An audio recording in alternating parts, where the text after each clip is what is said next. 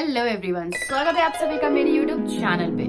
तो गाइस, बहुत दिनों से मुझे कमेंट्स आ रहे थे related to health care management के ऊपर। वीडियोस बनाइए, डीवाई पाटिल में ऑनलाइन एमबीए में हेल्थ केयर मैनेजमेंट कैसा होता है, सही होता है या नहीं, वो स्पेशलाइजेशन लेना सही है या नहीं है। तो there was numerous amount of comments that I was getting मेरे सारे डीवाई पाटिल के वीडियोस पे कि आप लोग को हेल्थ केयर मैनेजमेंट के कोर्सेज के बारे में जानना है एंड उसमें एनरोल करना सही है या नहीं है, उसे करने का क्या फायदा है। ये सारी चीजें आपने हमसे कमेंट में पूछा था एंड उन सारे कमेंट्स का जवाब है ये वीडियो, जो कि आप लोग देखोगे एंड आप लोग का जो भी डाउट्स है वो बिल्कुल क्लियर हो जाएगा। तो चलिए शुरू करते हैं, समझते हैं सबसे पहले कि डीवाई पाटिल में ऑनलाइन एमबीए में हेल्थ केयर मैनेजमेंट का क्या क्या सुविधा है, क्या कोर्सेज हैं, सेमेस्टर में कौन कौन सा सब्जेक्ट्स है, कौन कौन सा टॉपिक्स है, ये सारी चीजों के बारे में डिस्कस करते हैं वन बाय वन। ठीक है, बट उसके पहले एक चीज आप लोगों को बताना है ये कि ऑलरेडी मैंने बहुत सारे वीडियोस जो हैं वो डीवाई पाटिल के ऊपर अपलोड किया हुआ है, तो आप लोग उसको प्लीज जाके देखो। अगर फिर भी कोई डाउट होता है तो क्या करना है, आप लोग को कॉमेंट करना है और आपसे नहीं, मुझसे आप लोगों को क्वेश्चन करना है। ठीक है, जो भी आप लोग को डाउट है एंड वीडियोस का लिंक आपको मिल जाएगा, वो आप लोग जाके देख सकते हो। पूरा प्लेलिस्ट बना हुआ है, प्लेलिस्ट को जाके देख लो, आपका जो भी डाउट्स है वो सारा क्लियर हो जाएगा। ठीक है, तो बेसिकली सबसे पहले हम स्टार्ट करते हैं कि जब आप हेल्थ केयर मैनेजमेंट का जो कोर्स में यानी कि स्पेशलाइजेशन में एनरोल करते हो एमबीए के, एंड यस बहुत इंपॉर्टेंट चीज एक मुझे बताना था कि ये जो वीडियोस अभी हम लेके आ रहे हैं ये सारा DY Patil online MBA Pune का वीडियो है। ठीक है, बहुत लोगों को कंफ्यूजन है कि पुणे का वीडियो है या मुंबई का, तो ये मुंबई का नहीं है, ये पुणे का वीडियो है। अगर आप लोग को मुंबई का अलग से चाहिए तो प्लीज उसके लिए कमेंट करना, तो हम मुंबई का अलग से बना देंगे, बट ये जो स्पेसिफिकली है वो पुणे का है। ठीक है, तो आप समझिए इस चीज को कि जब आप हेल्थ केयर मैनेजमेंट में स्पेशलाइजेशन लेते हो ऑनलाइन एमबीए डीवाई पाटिल में, तो उससे आपको क्या बेनिफिट्स मिलता है at the end of the day, यानी कि at the end of 2 years. तो आपको सबसे पहले आप कैसे हॉस्पिटल के फाइनेंसेस होते हैं, कैसे उनको मैनेज किया जाता है, हॉस्पिटल के फाइनेंसेस को कैसे, हॉस्पिटल के ऑपरेशंस को मैनेज किया जाता है, तो ये सारी जो चीजें हैं ये आपको क्लियर हो जाएंगी। ओके, आपको ये भी समझ में आ जाएगा कि किस तरीके से आप हेल्थ केयर सिस्टम्स को डेवलप कर सकते हो, किस तरीके से आप उसकी पॉलिसीज को डेवलप कर सकते हो। ये सारा चीज आपको क्लियर हो जाएगा जब आप हेल्थ केयर मैनेजमेंट से अपना स्पेशलाइजेशन कंप्लीट करोगे तो। ठीक है, तो ये पहला चीज था। दूसरी चीज पे आते हैं कि क्या इसका एलिजिबिलिटी क्राइटेरिया कुछ अलग है, तो नहीं, इसका भी एलिजिबिलिटी क्राइटेरिया सेम ही है एंड क्या है वो समझते हैं। तो इसमें एनरोल करने के लिए आपका जो मार्क्स होना चाहिए वो टोटल होना चाहिए मिनिमम 50%। ठीक है, एग्रीगेट मार्क्स आपका 50% होना चाहिए for general category and 45% for reserve category.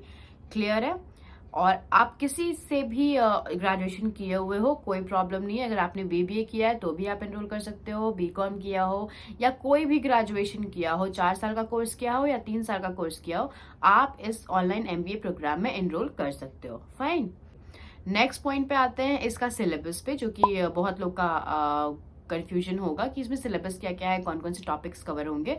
तो देखिए, इसका 4 सेमेस्टर्स होता है, जैसे आप लोगों को पता है कि ऑनलाइन एमबीए में 4 सेमेस्टर्स होते हैं। तो अगर आप स्पेशलाइजेशन लेते हो as your health care management, तो सबसे पहला जो सेमेस्टर होगा उसमें जो आपको सब्जेक्ट्स मिलेंगे वो है सबसे पहला principle and practices of management, organisational behaviour, management accounting, managerial economics, business communication, research methodology and environment awareness and disaster management.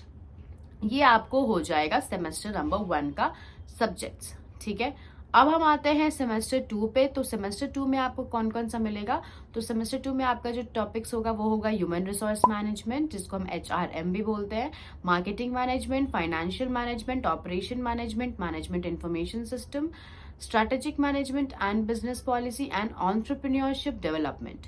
तो ये जो टॉपिक्स है यानी कि 4 और 3 7 सब्जेक्ट्स जो है वो आपको करने होंगे सेमेस्टर नंबर 2 में।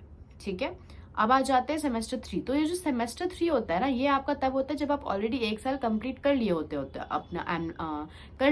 अपने ऑनलाइन एमबीए प्रोग्राम का। तो जब आप 1 साल कंप्लीट कर लोगे तब आपको स्पेशलाइजेशन चूज करने का ऑप्शन मिलता है।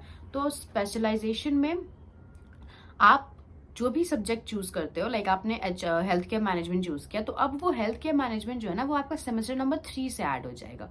ठीक है। तो अब उसमें देखिए कौन कौन से टॉपिक्स होते हैं, कौन कौन से सब्जेक्ट्स।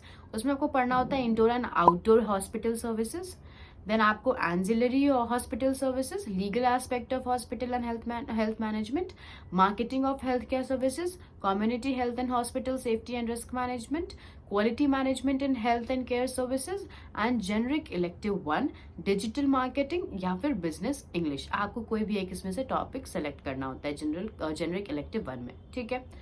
तो यह हो गया आपका थर्ड सेमेस्टर का। थर्ड सेमेस्टर में आपका शुरू हो जाएगा हेल्थ केयर मैनेजमेंट का टॉपिक्स। फर्स्ट और सेकंड में आपको नहीं था, आपका बेसिक टॉपिक चलता है जो कि सारे स्पेशलाइजेशन वालों को चलता है, चाहे आपका स्पेशलाइजेशन एचआरएम हो या एचआर हो, आपका मार्केटिंग हो, फाइनेंस हो या हेल्थ केयर मैनेजमेंट हो या कुछ भी डिजिटल मार्केटिंग, कुछ भी आपका स्पेशलाइजेशन हो। बट ये जो फर्स्ट एंड सेकंड सेमेस्टर्स के टॉपिक होते हैं वो सेम ही हो जाते हैं लगभग, ठीक है। सेमेस्टर 3 से चेंज होता है, जो कि मैंने आपको समझाया। अब सेमेस्टर 4 में देखिए, सेमेस्टर 4 में क्या होता है ना कि आपका जो सब्जेक्ट्स है वो कम हो जाता है, बट जो सब्जेक्ट्स कम होगा लेकिन वो वास्ट रहता है।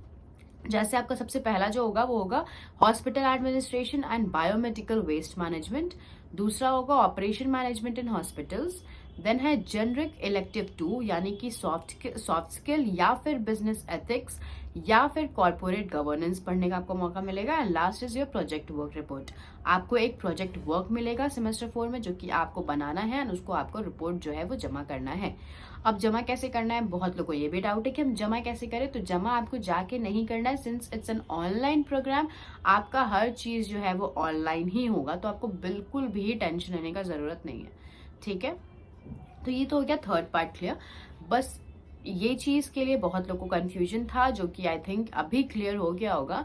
एंड यस, आप जब इसमें एनरोल करते हो तो आपको इन सारी चीजें जो मैंने आपको ऑलरेडी बताई कि आपका हॉस्पिटल फाइनेंसेस समझ में आएगा, आपको उसका सिस्टम समझ में आएगा पूरा कि कैसे वर्क करता है, आपको समझ में आएगा उसके ऑपरेशन सिस्टम्स, उसकी पॉलिसीज, उसके गाइडलाइंस, एंड साथ ही साथ डीवाई पाटिल का अपना एक हॉस्पिटल भी है जिसमें वो जो उनका प्लेसमेंट पार्टनर्स भी है, तो उसमें भी आपको वो एनरोल कर सकते हो आप, ठीक है। एंड जो टोटल फीस होता है इसका वो होता है 1,69,200, जो कि फॉर ऑल द स्पेशलाइजेशन का फीस होता है, ठीक है। तो आई होप कि आपको ये वीडियो जो है वो पसंद आया हो एंड जो भी डाउट्स हैं आपके रिगार्डिंग दैट वो क्लियर हो गए होंगे। बट स्टिल अगर आपको लगता है कि कोई भी अभी भी डाउट बच गया तो आप लोग प्लीज कॉमेंट करना, and I will try to solve your queries and further करते हैं नेक्स्ट वीडियो में जो भी आपका डाउट्स है उसको सॉल्व करेंगे, एंड मिलते हैं एक नए वीडियो में एक नई टॉपिक के साथ। तब तक के लिए बाय बाय।